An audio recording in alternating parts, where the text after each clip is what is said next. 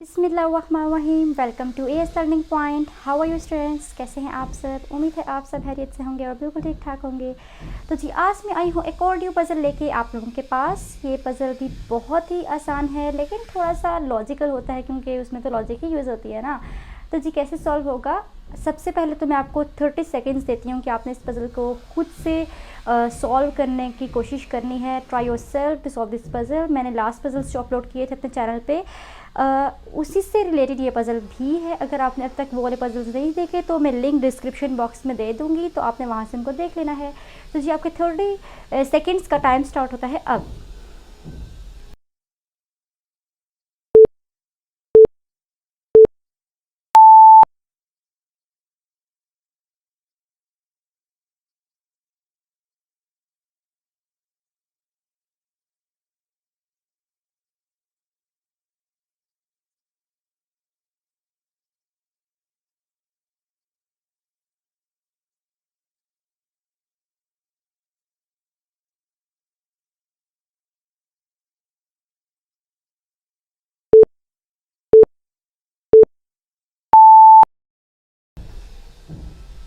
तो जी 30 सेकेंड्स गुजर चुके हैं। उम्मीद है स्टूडेंट्स आपसे ये पज़ल सॉल्व हो चुका होगा, लेकिन अगर अभी भी आपसे पज़ल सॉल्व नहीं हुआ तो कोई बात नहीं, मैं सॉल्व करूँगी इस पज़ल को आपके लिए। तो जी देखें कि ये पज़ल किस तरह से हुआ है।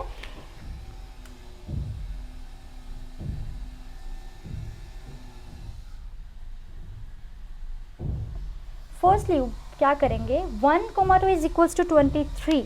सो first we multiply 1 and 2. Okay, first we multiply 1 and 2. So 1 multiplied by 2 is equals to 2, and then we multiply 1 and 2. So 1 plus 2 we add. Okay, 1 plus 2 is equals to 3. So when we combine 2 and 3 we get 23. So 23 is the answer of 1, 2. Okay, this is the logic. Now we will check all these terms by this logic. अगर तो ये logic satisfy करगी तो इसी तरह से इस puzzle का भी आंसर आ जाएगा। सो अब क्या करेंगे, 2 और 3 को पहले मल्टीप्लाई, उसके बाद 2 और 3 को add. So 2 multiply by 3 is equals to 6, and 2 plus 3 is equals to 5. So when we combine 6 and 5 we get 65. So here we write 65 and 65 is the answer, right? Now we multiply 3 and 4. So 3 4 को जब multiply किया तो आया 12, and 3 plus 4 is 7. So when we combine 12 and 7 we get 127, right? So 127 is the answer right here. Now same, 4 multiplied by 5 is equals to 20. 4 plus 5 is equals to 9. Now we combine this and this answer, matlab 20 and 9, we combine 20 and 9, so we get 209, and 209 is the answer right here. So this is the logic we use here. यही logic यहाँ पे use हुई हुई है। So 5,6 का answer बहुत ही आसानी से फाइंड आउट होने वाला है। कैसे होगा? First we multiply 5 and 6, then we add 5 and 6. Okay, like this. So 5 6 are 30, 5 plus 6 is 11. Now we combine both answers, 30 and 11. So when we combine 30 and 11 we get 3011, means 3011. So this is the answer of our puzzle, 3011 is the answer.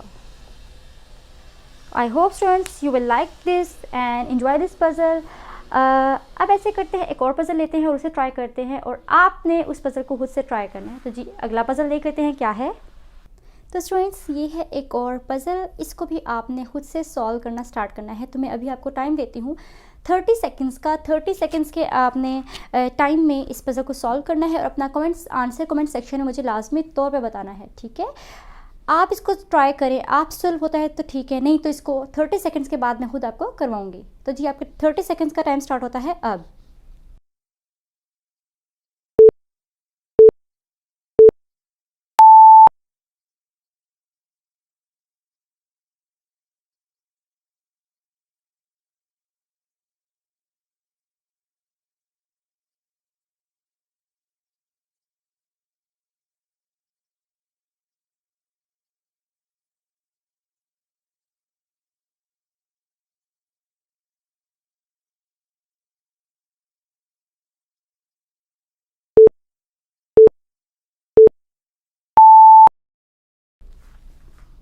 तो students 30 seconds का time गुजर चुका है। उम्मीद है students आपसे ये puzzle हो चुका होगा, लेकिन अगर आपसे ये पज़ल नहीं हुआ तो कोई बात नहीं, सॉल्व करते हैं इसे मिलके। किस तरह से ये पज़ल सॉल्व होगा, एक्सप्लेनेशन। 2,1 equals to 9।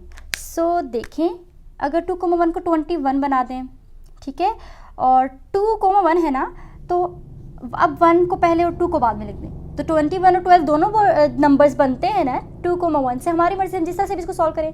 सो 21 और 12, अब दोनों को अगर माइनस करते हैं, ठीक है, 21 को अगर 12 से माइनस करें तो क्या आता है, 9 आता है। तो देखिए यहाँ पे 9 लिखा हुआ है, ऐसा ही है। अब 4,2 है तो 4,2 को 42 करके लिखा, फिर 2 4 करके भी लिख सकते हैं इसको। अब इन दोनों को माइनस करेंगे तो 18 आएगा, और यहाँ पर 18 ही लिखा हुआ है। इसी तरह से 5,3 है तो 5,3 को 5,3 ऐसे लिखा, बाद में 3,5 लिख दिया आगे पीछे करके। इनको जब सब्ट्रैक्ट किया तो तब भी 18 ही आया, और 18 यहाँ पर लिखा हुआ है। सो 6,3 है तो 6,3 ऐसे लिखा, बाद में 3 को पहले और 6 को बाद में लिख दिया और माइनस कर दिया, तो 27 आया। तो जी देखें 27 ही आता है। तो इसका मतलब है ये लॉजिक फॉलो करते हुए इस पज़ल का आंसर आराम से निकल आता है। तो 9,4 का आंसर भी निकाल लेते हैं। तो क्या करेंगे, 9,4 का आंसर किस तरह से आएगा, पहले लिखेंगे 9 को, फिर लिखेंगे 4 को, और फिर लिखेंगे 4 को, और बाद में 9 को। अब 94 में से 49 को जब माइनस किया तो क्या आया, 45 जी। तो ये जो 45 आया है यही फाइनल आंसर है इस पज़ल का। उम्मीद है स्टूडेंट्स आपको ये बहुत इंटरेस्टिंग और बहुत फ़न पज़ल लगा होगा।